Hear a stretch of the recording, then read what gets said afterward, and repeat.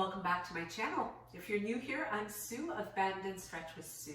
In today's video, I'm going to be taking you through a method of disinfecting as well as rolling up your yoga mat. Now, this is always a concern for all of us. We practice yoga for our health and for improvement in our health journey. Now, what we can pick up on a yoga mat can actually be very counter to that. Lab studies have been done where there have been quite a few gross things discovered on a yoga mat. Now, several bacteria, fungi, as well as even viruses. So now more than ever is a concern for us to be really aware of sanitizing and disinfecting what we bring into our home as well as what we carry around with us. Now, I have some tools here to take you through the recipe, which will be linked down below. So not only is it important to sanitize your mat properly, but also rolling up your mat afterward will be important. Whether or not you're able to take your mat into the studio, or maybe you'll have to use one that's provided for you. But if you're bringing your own, this is going to really be helpful for you.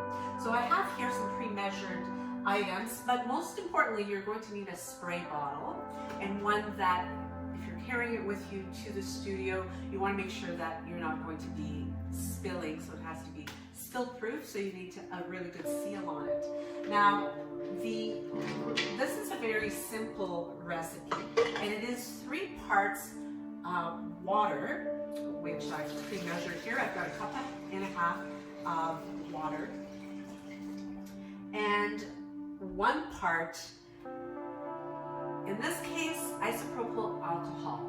Now, what I'm using here is 99%, but 70% will be just fine.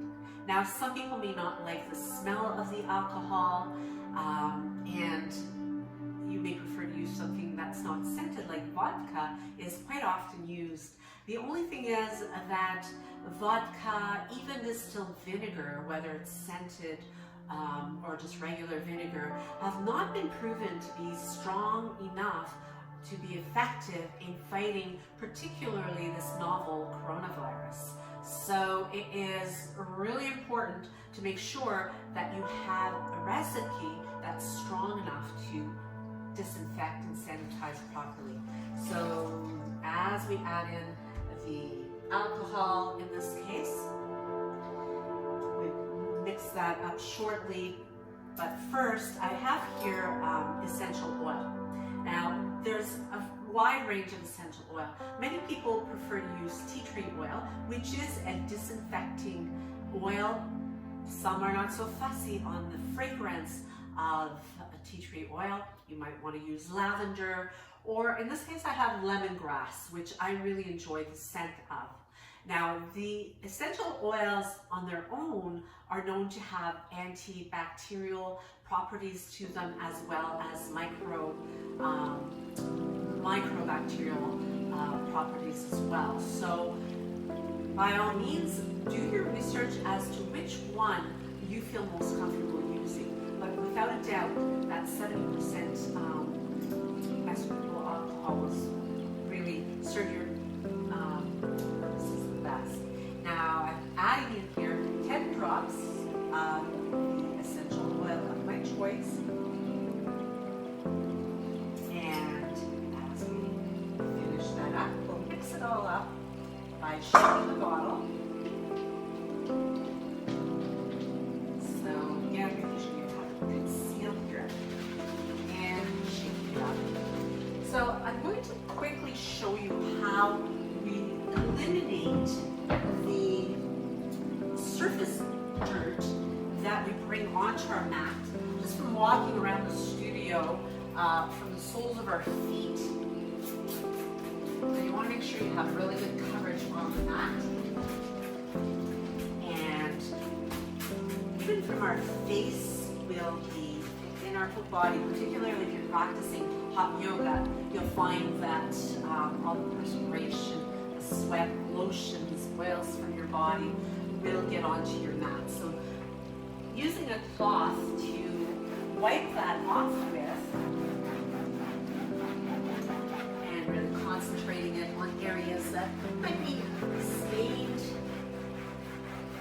to get that surface grime and dirt off the mat. So now once you've done this, it's a great way to remove that surface dirt. Now, how do you kill the germs? And this is really important to make sure that you, as you spray, I'm trying to get a finer mist here, as you spray your mat down, it's going to be important to let this sit for a period of time, probably about 5 to 10 minutes. Now, you may not have the luxury of that time in between classes to actually let the solution sit and then to actually dry off and take away any foreign substances that you don't want to be taking with you. So in this case, assuming that that is the situation, typically what we'll see is everybody rolling up their mat in this manner. So you're starting on one end and then just rolling through. But what happens is that all the dirt that is under your yoga mat now gets rolled right onto the surface of your mat, the surface that you're going to be working on. So what I prefer to do is take the mat, fold it in half.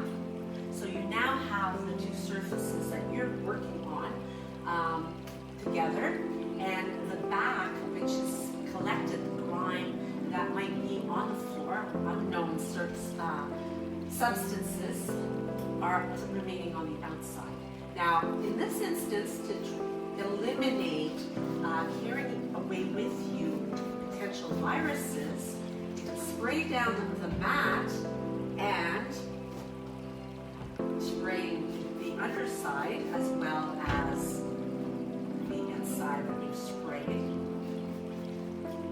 And because you're short on time, I would advise you to simply take a garbage bag. It may not be the prettiest, however, it allows you to keep that mat loosely wrapped until you get home and you're able to spread out the mat and let it air dry. Once you get home, you may actually want to use a thorough spritz of this spray once again. Spray down both the surface on which you work and the surface underneath, giving it a good opportunity to soak in and then to dry off naturally so that your mat will be ready and safe for you to use for your next practice. So I hope this helps you out, and do let me know if you have any questions. As I said, I will link the recipe down below in the description box, and be sure to give me one of these if you liked it. And subscribe if you haven't already. Hit the notification bell so that you'll know when I upload new content, and you can check it out and check me out in the next video. Namaste.